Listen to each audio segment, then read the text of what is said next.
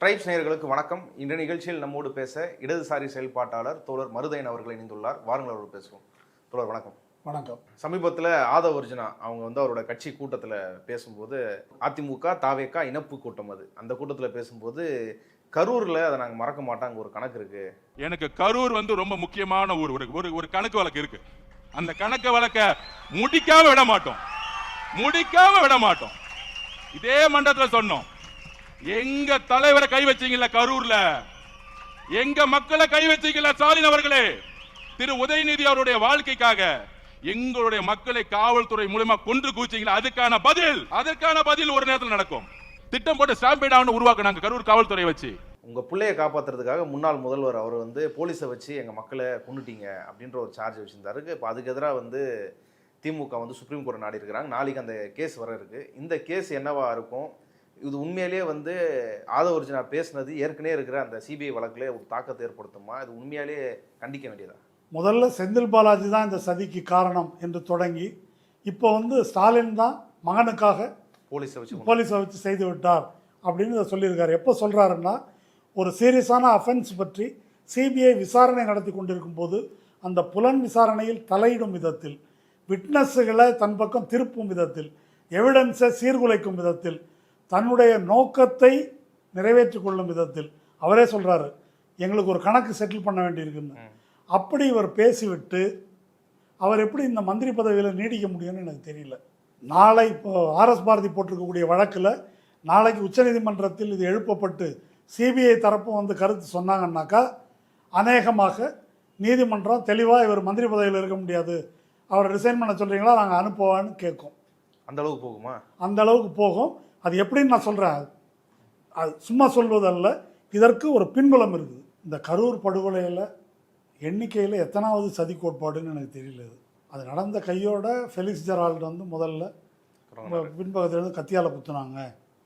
அப்புறம் அந்த மாவட்ட செயலாளர் கைதானார் இல்லையா, அவர் மனைவி முகமூடி போட்டு வச்சு கீழே வச்சு அமுக்குனாங்க. மூச்சு திணறி நான் தப்பிச்சு வந்தேன். அப்புறம் ஏதோ ஒரு விஷப்பொடியை தூவினார்கள், மயக்கமாய ஆம்புலன்ஸ் தூக்கிட்டு போனாங்க. அப்புறம் அவங்க வக்கீல் என்ன சொன்னார்னா, ஆஸ்பத்திரியில் இருக்கிற பாடியெல்லாம் வேற எங்கேருந்தாவது கொண்டு வந்து போட்டிங்களா, அவங்க அதில் தான் செத்தாங்கன்றதுக்கு என்ன ஆதாரம் இருக்குன்னு ஆதவ அர்ஜுனா வக்கீல் தான் சென்னை ஹைகோர்ட்டில் வாசலில் நின்று கேட்டார். அப்புறம் விஜய் அவர் சொன்னார், சிஎம் சார் நான் ஆஃபீஸில் இருப்பேன், இல்லை வீட்டில் இருப்பேன், ஆமாம் எதனா இருந்தால் என்ன பண்ணுங்க, ஆமாம் அப்படின்னு அவர் சொன்னார். இந்த மாதிரி பல கதைகள் பார்த்தோம். சம்பவம் நடந்த உடனே இவங்க எல்லோரும் தலைமறைவாயிட்டாங்க அப்படின்றதும் நமக்கு தெரியும். ஓகே, அப்போ இதெல்லாம் பழைய கதைகள். இதெல்லாம் ஓரளவுக்கு நைந்து போய் மக்களே எல்லாரும் திட்ட ஆரம்பிச்சிட்டாங்க. கொஞ்ச நாளைக்கு இதை ஓட்டினாங்க. அப்புறமா எல்லா கட்சிகளும், முன்னால் சேர்ந்து வாசித்த கட்சிகளும் திட்ட ஆரம்பித்தது, இதெல்லாம் நம்ம பார்த்தோம். இப்போ இந்த சதி கோட்பாடு இதெல்லாம் காட்டி பதவிக்கு வந்துட்டாங்க. இது அரசு, தமிழக அரசு நியமித்த எஸ்ஐடி இருக்கு இல்லையா, அரசு நியமித்ததுன்னா அது கோர்ட் நியமித்தது ஆக்சுவலாக ஆர்டர் பண்ணி. அது எங்களுக்கு நம்பிக்கை, விசாரணையே ஆரம்பிக்கல, எங்களுக்கு நம்பிக்கை இல்லைன்னு சுப்ரீம் கோர்ட்டுக்கு போனாங்க. தமிழக அரசு 3 பேர் மேலே தான் எஃப்ஐஆர் போட்டுது. ஒன்று மாவட்ட செயலாளர், இன்னொன்று புசி ஆனந்த், 3வது நிர்மல்குமார். இந்த 3 பேர் தான் எஃப்ஐஆரில் இருக்குது. அவ்வளோதான் போட்டாங்க. இந்த சதி கோட்பாடு எதையும் அவங்க இவங்க மேலே ஒன்றும் பழி சொல்லலை. திமுக மேலே ஆமாம், இப்படி போட்டதை நீங்கள் போய் சிபிஐ போட்டு வாங்கிட்டு வந்தீங்க. சிபிஐ உங்களை கூப்பிட்டு விசாரித்தது, எல்லாரையும் விசாரித்தது. செந்தில் பாலாஜியும் ஒரு வாட்டி கூப்பிட்டு விசாரித்தது. செந்தில் பாலாஜி ஒரு வாட்டி தான், உங்களை தான் பல வாட்டி கூப்பிட்டு டெல்லிக்கு கூப்பிட்டு விசாரித்தது. இது எல்லாத்தையும் நம்ம விசாரணை முடிஞ்சுன்னு தேர்தல் தொடங்கும் போது விசாரணை முடிஞ்சது.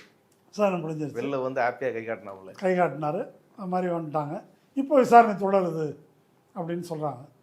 இப்போது ஆட்சிக்கு வந்துட்டாங்க, இவங்க பதவியில் இருக்கிறாங்க.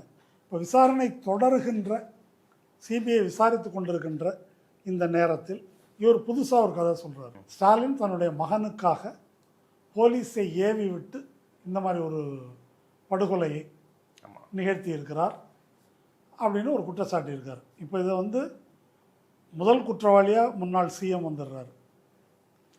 அடுத்தது அவருக்கு கூலிப்படையாக செயல்பட்ட போலீஸ், இன்னார் அதிகாரின்னு சொல்லலை, போலீஸ் அப்படின்னு சொல்லியிருக்காரு. டிஜிபியில் இருந்து தான் பேரோட சொல்லியிருப்பாருன்னு நினைக்கிறேன். ஆமாம், போலீஸ் அப்படின்னு சொல்லியிருக்காரு. இப்போ இந்த ஸ்டேட்மெண்ட் ஒரு விசாரணை நடக்கும்போது இப்படி ஒரு ஸ்டேட்மெண்ட் இவர் சொல்லியிருக்காரு. சட்ட ரீதியாக இது சரியா, குற்றமா இல்லையா அப்படின்றதான் இப்போது நம்ம முன்னால் உள்ள கேள்வி. இதற்கு வந்து ஆர்எஸ் பாரதி சுப்ரீம் கோர்ட்டில் ஒரு பெட்டிஷன் போட்டிருக்காரு. அந்த பெட்டிஷன் நாளைக்கு விசாரணைக்கு வருது. அந்த பெட்டிஷன் நயத்தகு நாகரிகமான முறையில் தான் போடப்பட்டிருக்கு. நயத்தகுன்னா ரொம்ப அதிகமாக குற்றம் சாட்டாமல் பார்த்து ஒரு அளவாக சொல்லியிருக்காங்க. என்ன சொல்லியிருக்காங்க? அப்போ நடந்ததெல்லாம் சொல்லியிருக்கிறாங்க. பர்மிஷன் கேட்டாங்க, சொன்னதுக்கு மேலே கூட்டம் வந்தாங்க, அந்த கூட்டத்துக்கு எந்த ஏற்பாடுகளும் செய்யலை, இவங்க லேட்டாக வந்தாங்க, அந்த வேனை வந்து சொன்னது கேட்காம பஸ்ஸை வந்து உள்ளே கொண்டு வந்தாங்க. இந்த கான்டெக்ஸ்டெல்லாம் சொல்லி தான் இப்படி இதை வந்து சுப்ரீம் கோர்ட்டில் இவங்க கேட்டு போனாங்க இல்லையா, அப்போ அரசு தன் மனுவில் இதெல்லாம் குறிப்பிட்டிருக்குது. இதெல்லாம் சொல்லிட்டு அதுக்கு பிறகு இவர் இப்படி பேசியிருக்காரு.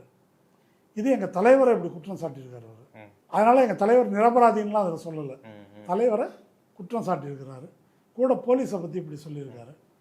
இவர் இந்த வழக்கில் அந்த ஸ்பாட்டில் இருந்த, இன்னும் சொல்லப்போனால் குற்றம் சாட்டப்பட்டவர்களில் ஒருவர்னே இருந்ததில்லை, ஒருவர். அவர் வந்து இந்த மாதிரி வழக்கை வந்து திசை திருப்பும் வகையில், புலன் விசாரணையை திசை திருப்பும் வகையில் வந்து பேசியிருக்காரு. அவர் பேசினது மட்டும் இல்லை, அடுத்து ஒரு முதலமைச்சர் அங்கே போக போகிறதா, 10ஆம் தேதி எல்லாருக்கும் ஒரு வேலை, அரசு வேலை கொடுக்க போகிறாங்க, நிவாரணத் தொகை கொடுக்க போகிறதா சொல்கிறாங்க. நிவாரணம் கொடுக்குறத பற்றியெல்லாம் எங்களுக்கு ஒன்றும் ஆட்சேபணம் இல்லை, கொடுத்துங்க. அதே நேரத்தில் அந்த பாதிக்கப்பட்ட குடும்பத்தை சேர்ந்தவர்கள்லாம் இந்த வழக்கில் ஒரு விட்னஸ்.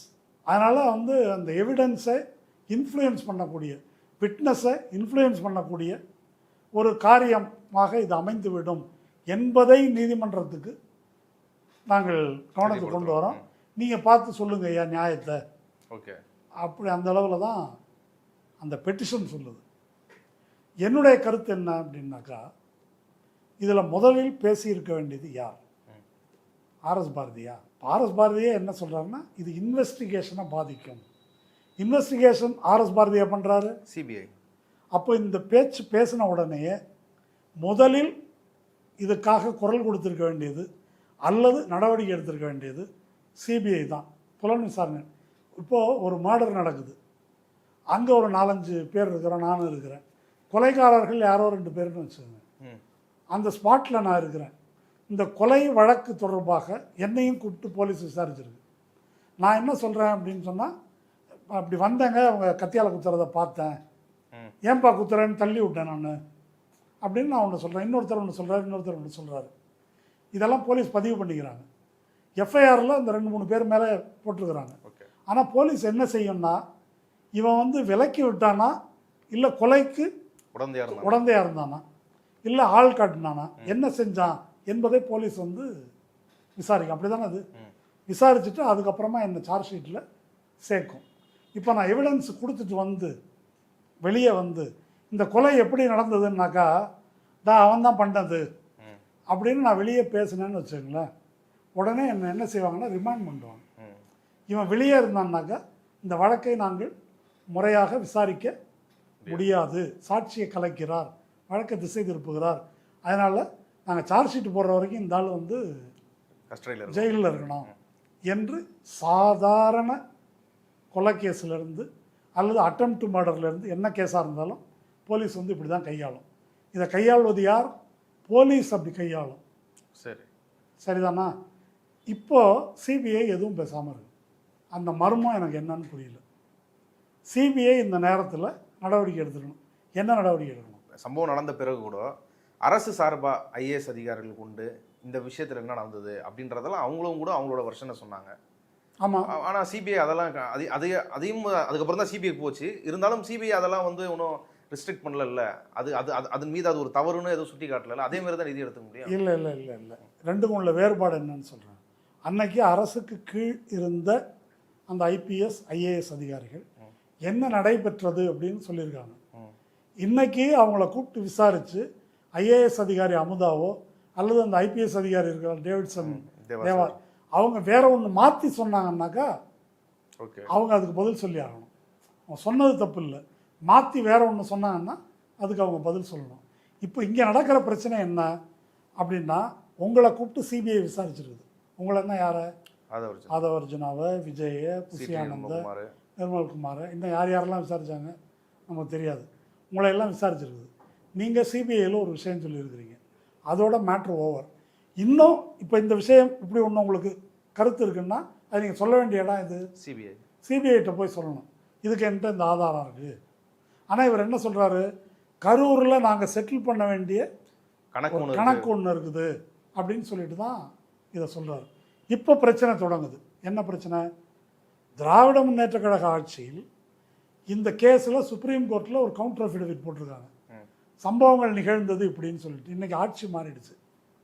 நீங்கள் அதிகாரத்தில் அமர்ந்து கொண்டு எங்களுக்கு ஒரு கணக்கு செட்டில் பண்ண வேண்டியிருக்குன்றீங்க.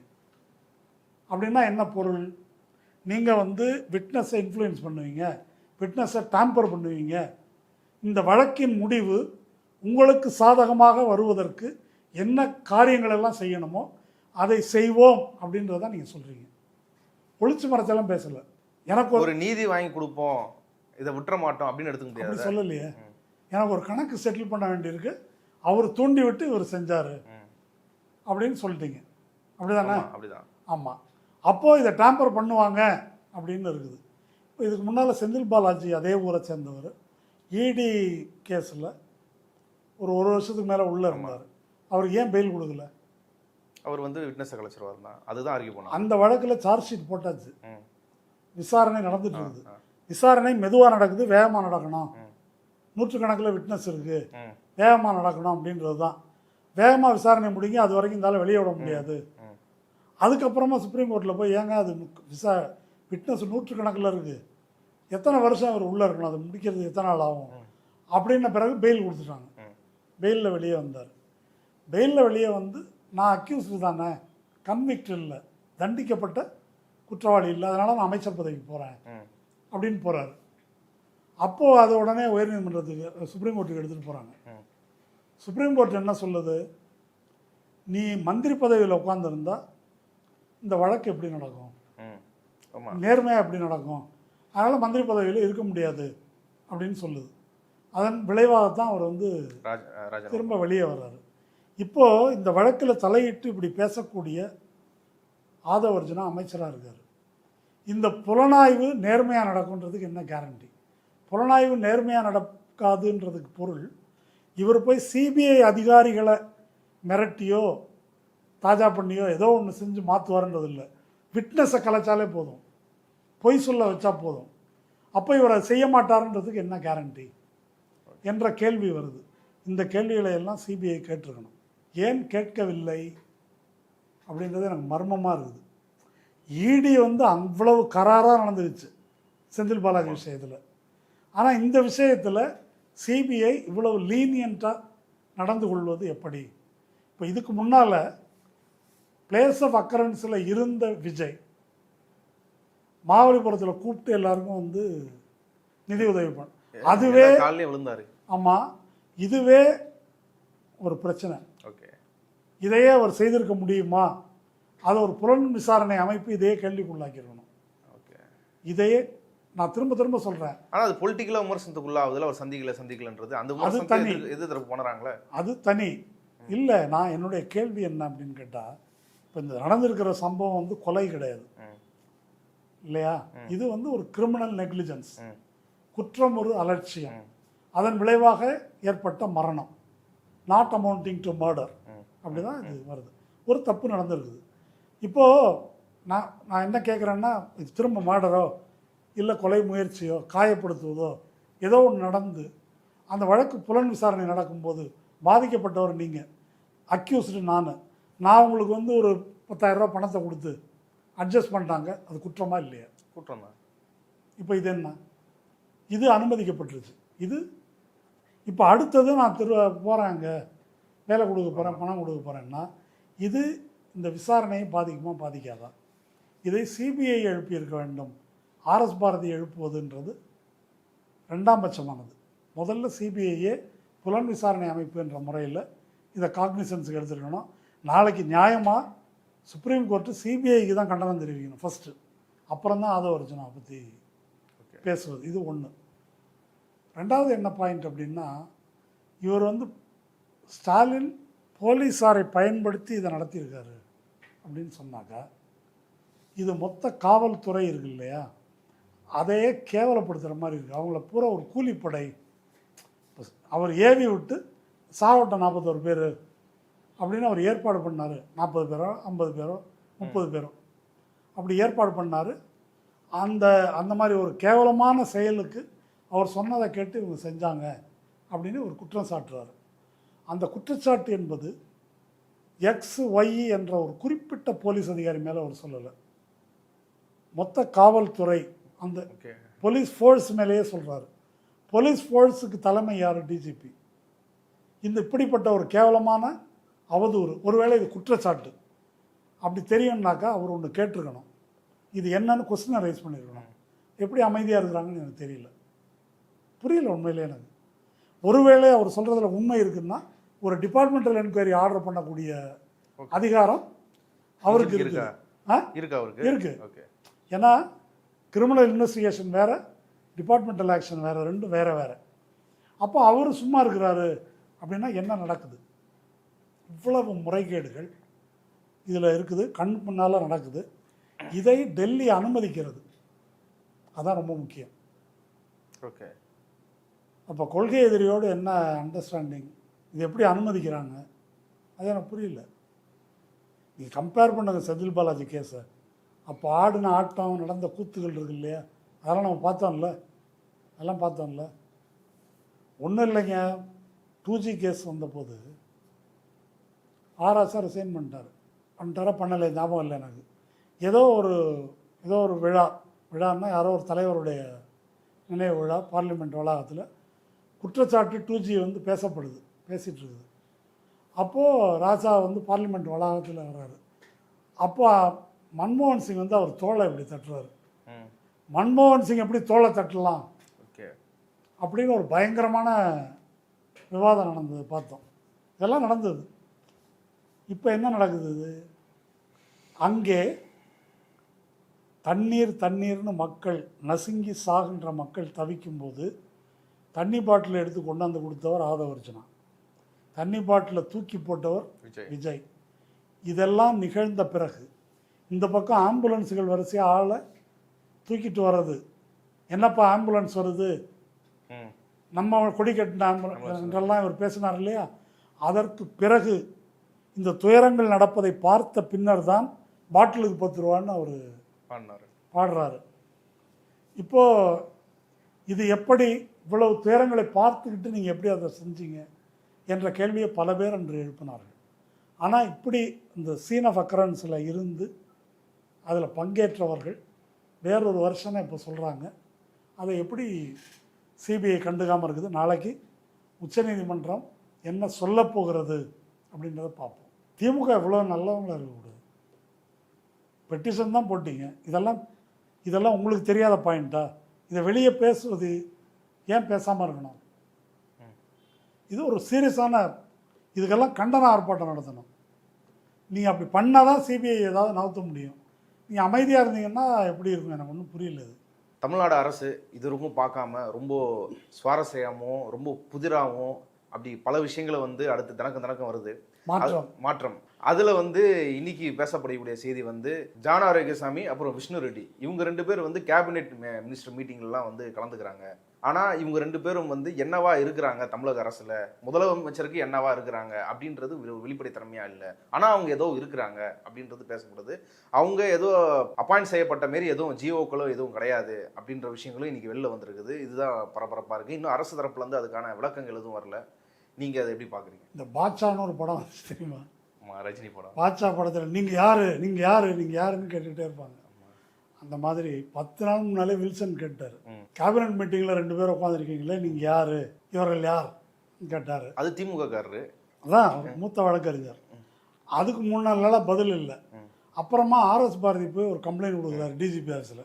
அது என்ன கம்ப்ளைண்ட்னு சொல்கிறேன், இந்த மாதிரி கேபினட் மீட்டிங்கில் யாரோ 2 பேர் பங்கேற்கிறாங்க, அவங்க யாருன்னு தெரில அப்படின்னு சொல்லி அவர் கம்ப்ளைண்ட் கொடுக்குறாரு. அப்புறமும் பதில் இல்லை.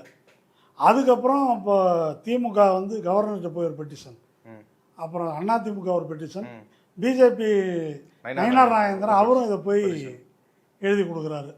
இப்போ அவங்க யாருன்ற மேட்ரு இது வரைக்கும் வரல. இதுக்கு இடையில் அமைச்சர் பிரபு 2 நாள் முன்னால் அவர் ட்விட்டர்லேயே ஃபேஸ்புக்லேயே போட்டிருக்கிறாரு, கன்னியாகுமரியில் வந்து இந்த இது பண்ணியிருக்காங்கல்ல இந்தியன் ரேரிட்ஸ், ஆமாம், அந்த நிறுவனத்தில் இவங்க 1000 ஏக்கர் கொடுத்துருக்காங்கல்ல, அதை ஒட்டி ஒரு கன்சல்டேட்டிவ் மீட்டிங் நடக்குது, ஆட்சேபம் தெரிவிக்கும் மக்கள் அவங்களோட. அந்த ஃபோட்டோவை எடுத்து பிரபு வந்து தன்னுடைய இதில் போட்டிருக்காரு. அதில் விஷ்ணு ரெட்டி நிற்கிறாரு. இவர் எதுக்கு இங்கே நிற்கிறாரு, இவர் யார் அப்படின்ற கேள்வி வந்து திரும்ப எழும்புது. இப்போ இந்த விஷயத்தில் ஆர்எஸ் பாரதி கொடுத்துருக்கிற டிஜிபிக்கு அவர் வந்து ஒரு கிரிமினல் கம்ப்ளைண்ட் கொடுத்துருக்காரு. எனக்கு தெரிஞ்சு இந்திய அரசியல் வரலாற்றிலேயே முதன்முறையாக ஒரு கேபினட் கூட்டத்தை பற்றி போலீஸ் கம்ப்ளைண்ட் கொடுத்தது இப்போ தான் நினைக்கிறேன் நான். ஓகே, வெளியே மற்ற ஏதாவது கேள்விப்பட்டிருக்கிறோம் நம்ம. கேபினட் கூட்டத்தில் சம்மந்தம் இல்லாத ஆள் பங்கேற்றிருக்கிறார், கிரிமினல் ஆக்ஷன் எடுக்கணும், அந்த கம்ப்ளைண்ட்டை படித்தாக்கா அவர் வந்து அஃபிஷியல் சீக்ரெட்ஸ் ஆக்ட் செக்ஷன் 5 மீறி இருக்கிறீங்க. ரகசிய காப்பு. ஆமாம், அது இந்த இடம் மட்டும் ரொம்ப முக்கியம். The information disclosed herein prima facie reveals the unlawful communication, receipt and access of confidential government information by unauthorized private individuals together with possible abuse of public office, criminal conspiracy and other offences requiring immediate criminal investigation. ரொம்ப நீளமாக இருக்குது. இது என்ன சொல்கிறார் அப்படின்னாக்கா, ஒரு அரசுக்கு வெளியே உள்ள ஒரு தனி நபருக்கு தெரிய தேவையில்லாத, தெரியக்கூடாத விஷயங்கள் தெரியப்படுத்தப்பட்டிருக்கிறது. இது வந்து ஒரு பப்ளிக் ஆஃபீஸ், அரசு அதிகாரம் இருக்கு இல்லையா, அதை கேடாக பயன்படுத்துவது. அடுத்தது இது ஒரு கிரிமினல் சதி. கிரிமினல் ப்ரொசீடிங்கில் வருமா இது? ஆமாம். ஏன் கிரிமினல் சதி? ஒரு கேபினட் மீட்டிங்கில் தேர்ந்தெடுக்கப்பட்ட மக்கள் பிரதிநிதிகள், அதுவும் அமைச்சர் மட்டும்தான், எம்எல்ஏ போய் உட்கார முடியாது, அமைச்சர்கள் ப்ளஸ் துறை சார்ந்த ஐஏஎஸ் அதிகாரிகள், அவங்க வந்து கேபினட் மீட்டிங்கில் இருக்கலாம். அவங்க அங்கே எடுக்கிற முடிவுக்கு பேர் தான் பாலிசி டெசிஷன், கொள்கை முடிவு. இப்போ அந்த கூட்டத்தில் 2 ரோடு கான்ட்ராக்டர்கள், 2 கிரானைட் அதிபர்கள், 2 லிக்வர் பேரன்ஸ், இவங்களும் சேர்ந்து பங்கேற்று மதுவிலக்கு கொள்கையை பற்றி, அப்புறம் ரோடு போடுறதில் யாருக்கு கான்ட்ராக்ட் விடுறதை பற்றி, அப்புறம் இந்த சுரங்கங்கள் கொடுக்கறத பற்றி முடிவெடுத்தால் அதுக்கு பேர் என்ன? வழக்கமாக நம்ம என்ன கேள்விப்பட்டிருக்கோம்னாக்கா, ஒரு கேபினட் முடிவு இந்த முதலாளி அல்லது அந்த முதலாளிக்கு சாதகமாக எடுக்கப்படுகிறதுன்னு கேள்விப்பட்டிருக்கோம். இந்த முதலாளி அல்லது அந்த முதலாளியே அங்கே பங்கேற்றா அது எப்படி இருக்கும்?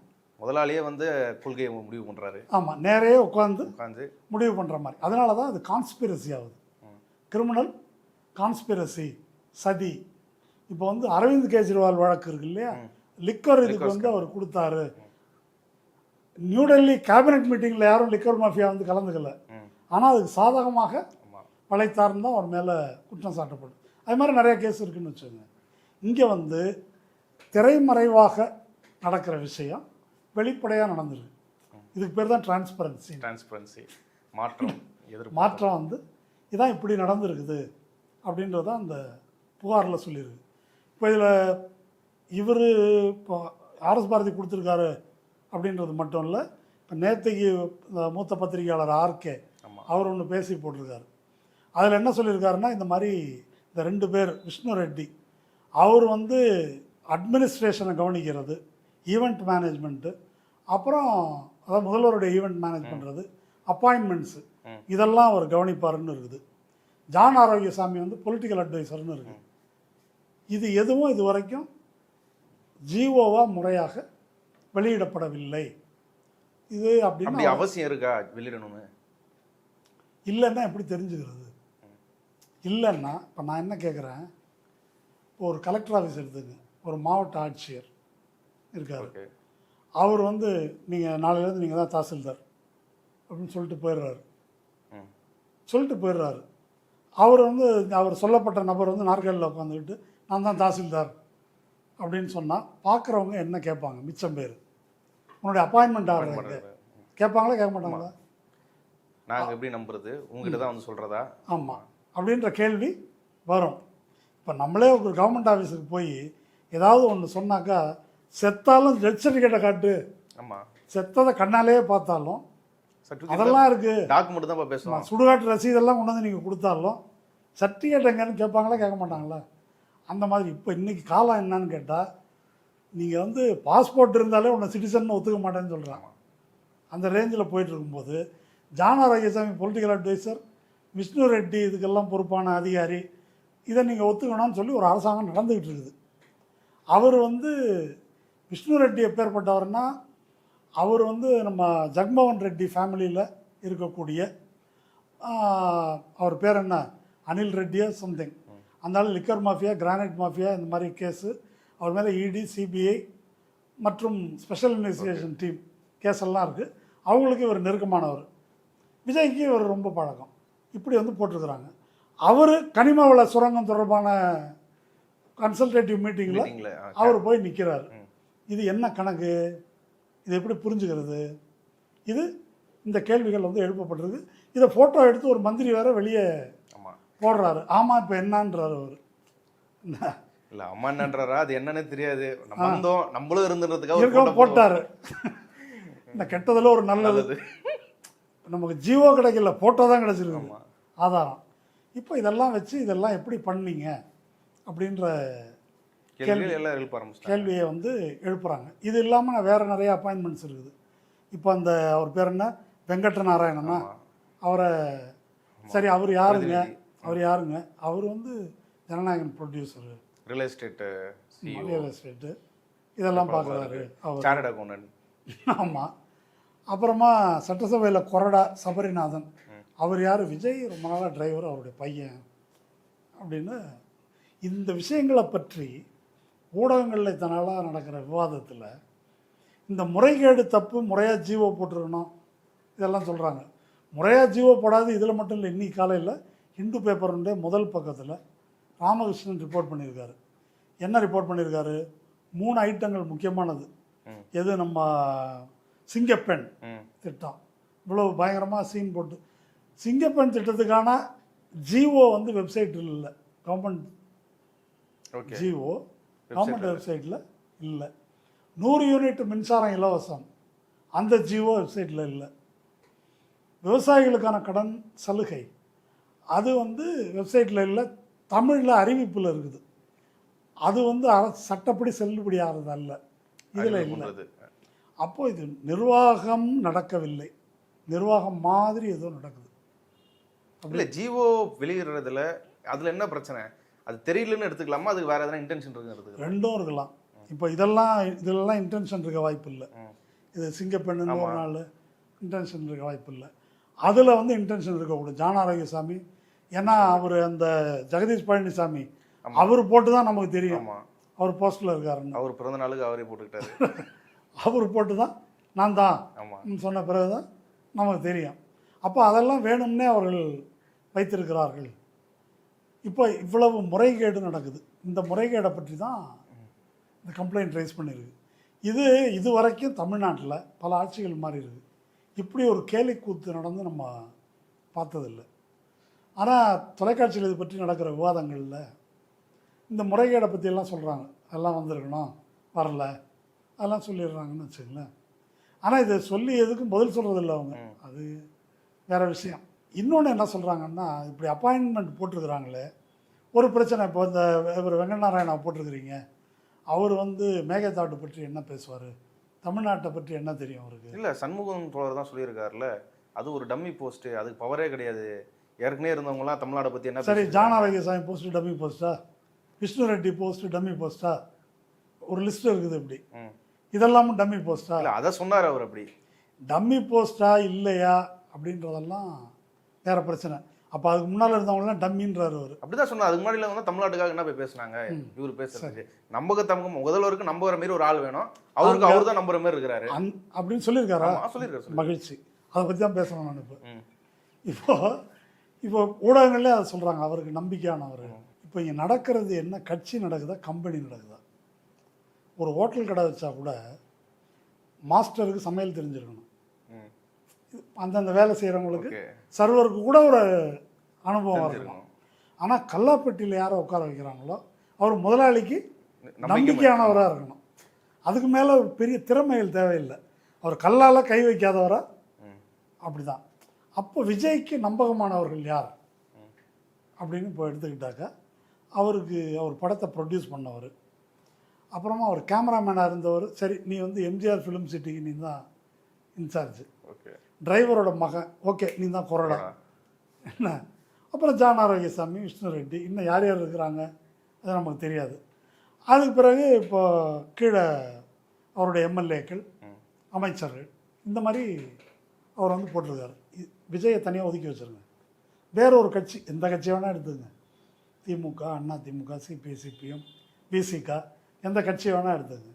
இப்போ விசிகாவில் பொறுப்பில் இருக்கக்கூடியவர்கள் எல்லாம் திருமாவளவனுக்கு பர்சனலாக தெரிஞ்சவங்களா, பால்ய சிநேகிதர்களா, இல்லை வேறு விதமாக ஏதாவது ஊர்க்காரங்களா, இல்லை சொந்த பந்தங்களா, அது எல்லா கட்சிக்கும் பொறுத்துங்க. திமுகவுக்கு சொல்லுங்கள், சிபிஎம்முக்கு சொல்லுங்கள், இல்லை. அவங்களாம் யார்?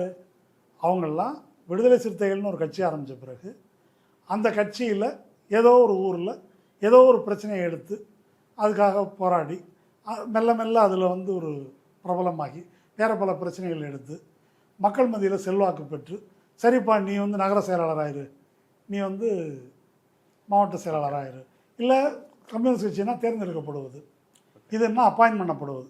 நீங்கள் தேர்ந்தெடுத்தாலும் அப்பாயின்ட் பண்ணாலும் ஒரு முக்கியமான அளவுகோல் இருக்குது.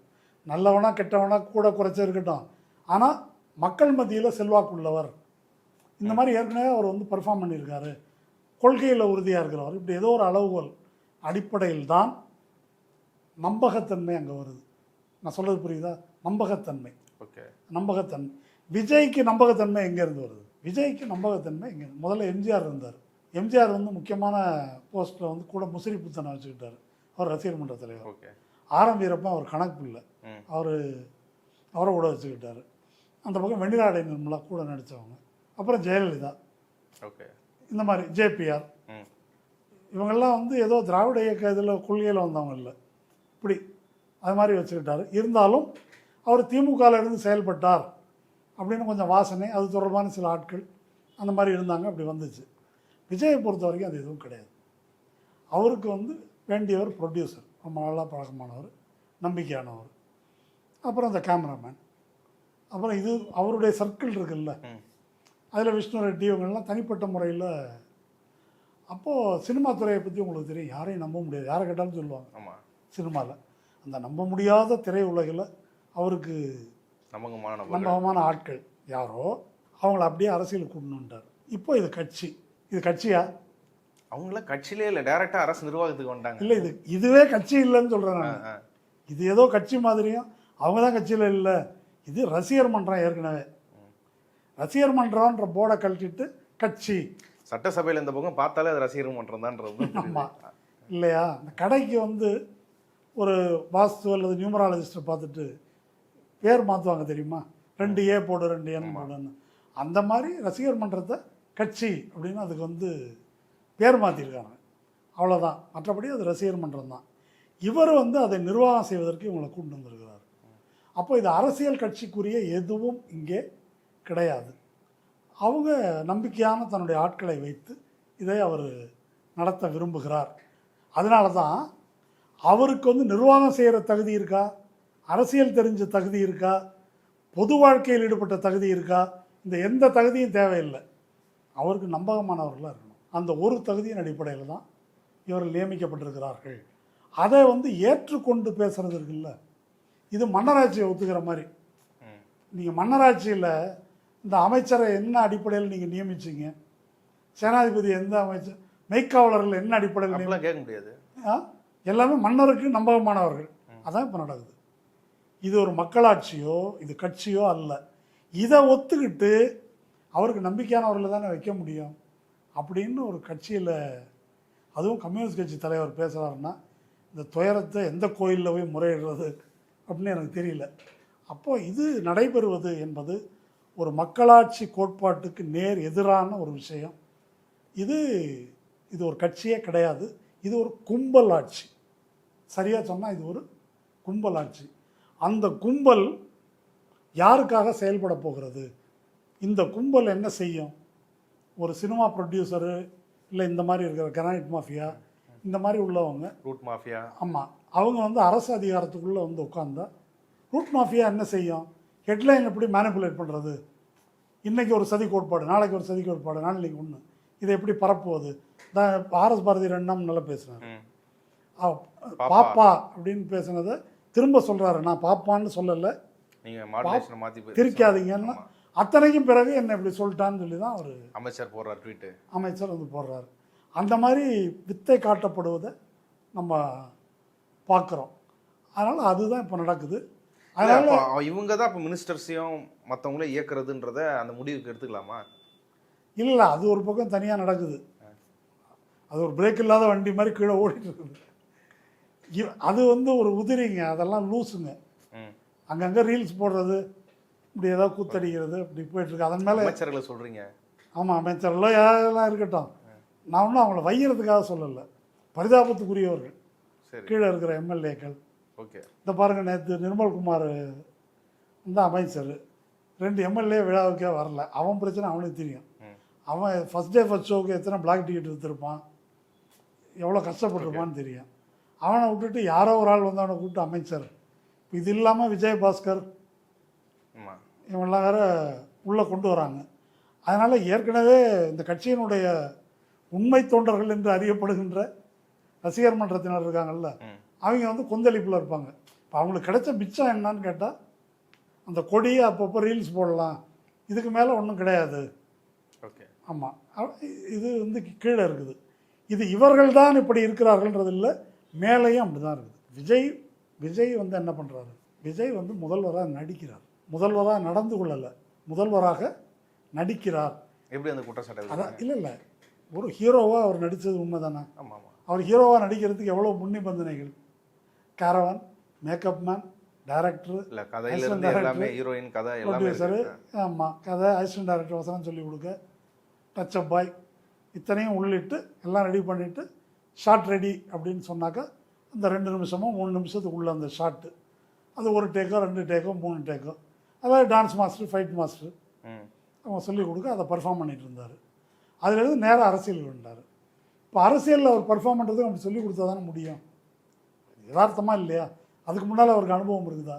இல்லை. அப்போ சட்டமன்றத்தில் ஏன் சும்மா உட்காந்தாருன்னா சும்மா தான் உட்காந்துருக்க முடியும். ஒரு 30 வருஷமாக வந்து மக்கள் மன்ற பேரில் அரசியல் பண்ணிட்டு தானே இருந்தார். அதுதான் அனுபவமாக சொல்கிறாங்க. அதான் ரத்த தானம் கொடுக்கறது, இல்லைன்னா புத்தகம் கொடுக்கறது, நலத்திட்ட உதவிகள். ஆமாம் ஆமாம், அவ்வளோதான். அது பாயிண்ட் இல்லை. அது எல்லோரும் ரோட்டரி கிளப்பு, லயன்ஸ் கிளப்பு போனால் வந்தால் எல்லோரும் செய்கிறது தான். அப்போ அவருக்கு தெரியல, அதனால தான் சட்டமன்றத்தில் அந்த மாதிரி ஒரு பர்ஃபார்மன்ஸ் அவர் பண்ணுறாரு. இதுதான் அவருடைய நிலை. கீழே இருக்கிறவங்களும் அது ரெண்டையும், அதை வந்து அவரும் அவரை சுற்றி இருக்கிறவங்களும் தெளிவாக இருக்கிற மாதிரியும், நீங்கள் வந்து தொண்டர்களை அரசியல் படுத்தணுன்றாங்க. அவரை என்ன படுத்துறதுன்னு தெரியல எனக்கு, அவருக்கே ஒன்றும் தெரியாது. கீழே இருக்கிறவங்க எதுக்கும் கட்டுப்படாமல் முன்னாடி. காங்கிரஸ் கூட இன்னைக்கு ப்ரெஸ் மீட், ஒரு இயக்கம் காமராஜர் பிறந்த நாளை முன்னிட்டு வந்து லஞ்சம் தவிர்த்து நெஞ்சம் உயர்த்து அப்படின்ற ஒரு தீமில் வந்து காமராஜர் பிறந்த நாளை ஒரு வாரத்தில் கொண்டாட போகிறாங்களாம். அதுக்கு சொல்கிற காரணம், இன்னைக்கு இருக்கிற தமிழ்நாடு அரசு வந்து ஊழலை ஒழிக்கிறதுல உறுதியாக இருந்தாலும், தலைமை உறுதியாக இருந்தாலும் அது மட்டுமே போதாது, கீழே இருந்து எல்லாமே சரியாகணும். அதை விழிப்புணர்வு செய்யறதுக்கு தான் நாங்கள் அதை பண்ண போகிறோம். அதாவது தலைமை சரியாக இருக்குது, இந்தமாரி லஞ்சம் ஒழிப்பு, நிர்வாகம் இதெல்லாம் சரியாக இருக்குன்றதான் எல்லாரும் வைக்கிறது, கீழே சரியில்லைன்றது. பப்ளிக் ப்ராசிக்யூட்டர் வந்து 130 கோடி ரூபா லஞ்சம் வாங்கியிருக்காங்க, 5 லட்சம் முதல் 35 லட்சம் வரை. இதை சொன்னது திமுகவா எதிர்கட்சியாக யாரும் இல்லை, தாவேகா சொந்த கட்சிக்காரங்க தான் பெட்டிஷன் போட்டிருக்கிறாங்க. என்ன, இது ஒரு சாம்பிள். இது இருக்குது.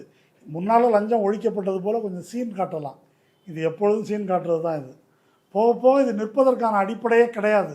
அப்படி பொது தொண்டுக்காக வந்தவர்கள் அல்ல இவங்க.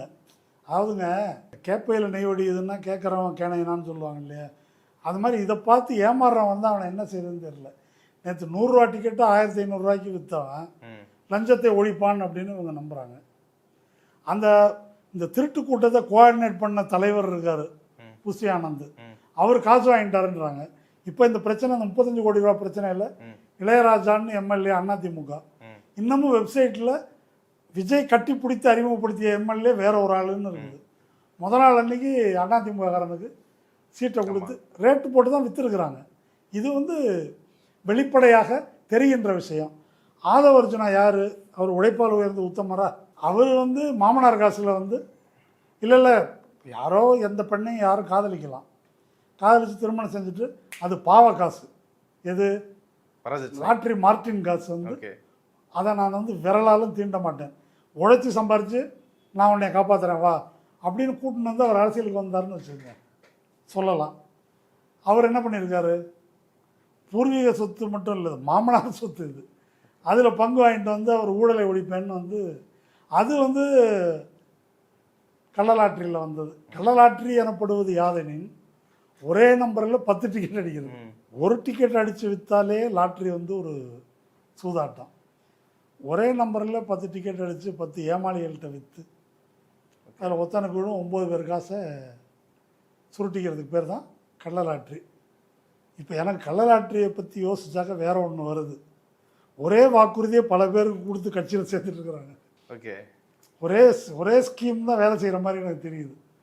பல பேர் வந்துட்டு இருக்கிறாங்க, எல்லா கட்சியிலேருந்து கிளம்பி வந்துட்டு இருக்கிறாங்க, முக்கியமாக அதிமுகலேருந்து. ஆமா நம்பர் ஒன்று தானே, ஒரு நம்பர் ஒன்று தான். ஒரே டிக்கெட்டு 10 பேருக்கு விற்றுருக்குறாங்கன்னு தெரியுது. அது போக போக தான் தெரியும் அதனுடைய விளைவு என்னன்னு. ஓகே, இந்த மாதிரி ஒரு பிரிவு அவங்க வந்து ஊழலை ஒழிப்பேன் அப்படின்னு சொன்னால், இப்போல்லாம் இதெல்லாம் நான் பேசுகிறதுனால இப்போ ஏற்கனவே நடந்த ஆட்சி யோக்கியமா நான் சொல்லலையே, எந்த ஆட்சியும் யோக்கியம் இல்லை. அதில் வந்து பர்சன்டேஜ் வேணால் வித்தியாசப்படலாம், ஓகே அப்படி தான் இருக்குது. நீங்கள் யோக்கியன்னு சொல்கிறதுக்கும் அதை நாங்கள் நம்புவதற்கும் எந்த அடிப்படையும் இல்லை. இது இதுவரை கண்ட ஆட்சிகளிலேயே ஒரு கேவலமான கும்பல் ஆட்சியாக இருக்குது. அதை சேர்த்து பார்க்கணும். அதனால் நம்ம வந்து முறைப்படி அஃபிஷியல் சீக்ரெட்ஸ் ஆக்ட்டு அந்த செக்ஷனை எப்படி மொத்தமுமே கேவலமாக நடக்குது என்பதையும் சேர்த்து பேசணும். இவ்வளவு நேரம் பல்வேறு செய்திகள் குறித்து உங்கள் கருத்துக்களை பகிர்ந்து கொண்டதுக்கு நன்றி.